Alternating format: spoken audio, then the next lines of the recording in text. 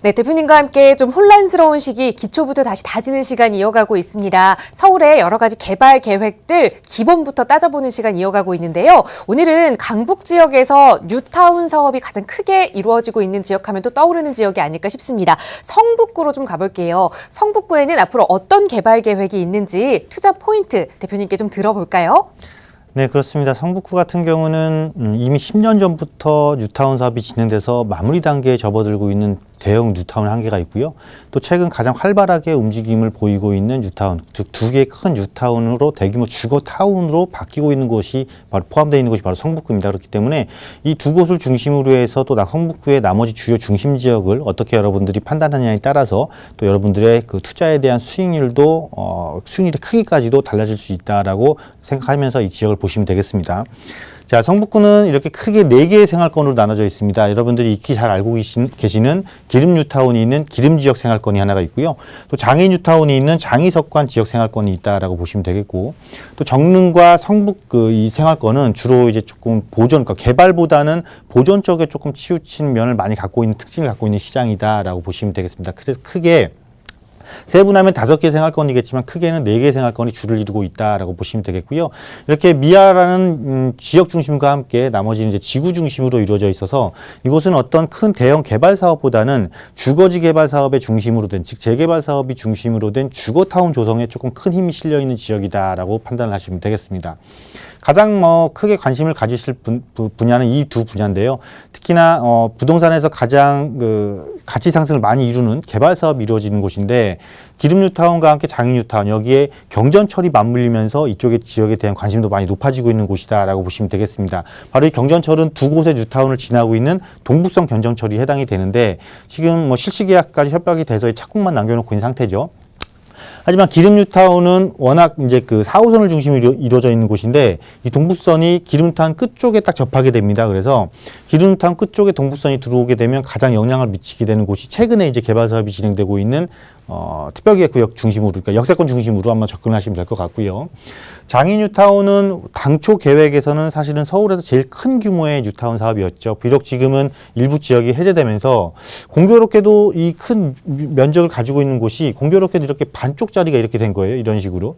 그래서 이렇게 되면서 또 이쪽에서는 또 한 지역이 또 해당이 되고, 그래서 이게 전체적으로 다 이루어졌으면 상당히 좋은 대안 사업이 이렇게 뉴타운 사업이 됐을 텐데 조금 아쉬움을 갖고 있는 곳이다. 다행히도 이제 이쪽 14구역 쪽이 다시 재개발을 진행을 하면서 조금 더 규모는 확장이 됐지만, 어쨌건 그렇게 하더라도 10,000세대 이상의 대규모 타운이 형성되는 곳이기 때문에 앞으로 지금부터라도 주목해 봐야 될 곳 중에 한 곳이다라고 보시면 되겠고요. 특히 이 지역의 가장 단점이었던 특히 북서울 꿈의숲 쪽이죠. 북서울 꿈의숲 쪽에서 가장 단점으로 여겨졌던 대중교통 접근성, 특히 이제 전철 라인이죠.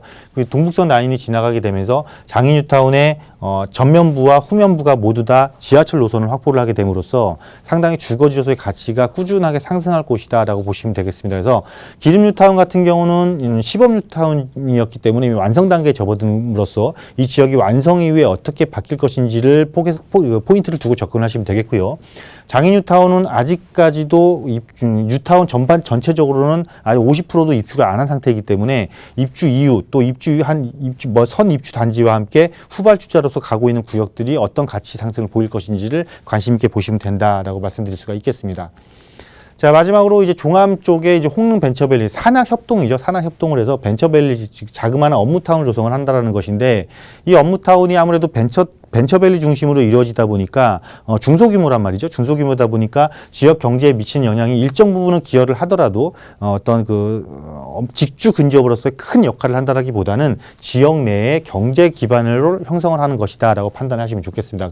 이 말씀 드리는 이유는 이로 인해서 임대 시장이 얼마만큼 확대될 것인가를 예측을 해봐야 되거든요. 이미 여기는 대학 상권으로 인한 임대 시장이 발달하면서 이런 중소규모의 벤처타운으로 인한 업무 지역도 주변에 주거지가 산재이기 때문에 그렇게 큰 임대 시장을 확대를 갖고 올 수 있는 영향권은 약 벗어나 있는 상태다라고 보시면 되겠고요. 특히 이제 마지막으로 이제 성북 지역의 한옥 보전 지역입니다. 어떻게 보면은 먼 미래, 즉, 20년 뒤, 30년 뒤죠. 그때는 보존을 함으로써 그 가치가 또 많이 인정을 받기는 되겠지만 지금 아직까지는 우리나라가 부동산 시장이 발전을 중심으로 한 그 시장 상태이기 때문에, 그러니까 가치 상승을 중심으로 한 시장 상태이기 때문에 지금은 이것은 그 투자 목적으로 본다라기보다는 나의 삶의 목적을 만족하는 그런 중심으로 접근하는 시장이 형성되어 있는 곳이다라고 보시면 되겠습니다. 그래서 이렇게 성북구를 크게 4개의 생활권을 구분을 해서 그 4개의 생활권 중에서도 여러분들이 주목해 볼 수 있는 2개의 생활권을 중심으로 말씀을 드렸는데요. 이 지역들은 물론 뉴타운 사업이 활발하게 진행되고 있기 때문에 투자금이 작은 투자금으로는 사실 투자가 불가능한 지역입니다. 그렇기 때문에 이 지역에서 만약에 내가 소액으로 접근을 하는 곳을 지역을 찾아보겠다 그렇다면은 제가 지금 말씀드린 지역에 영향을 받을 수 있는 그 인접 지역을 접근을 해보시면은 금액이 크건 금액이 작건 또 다양한 투자 패턴도 그릴 수 있는 곳이 바로 성북구도 해당이 되겠다라는 것으로 정리해 드리도록 하겠습니다.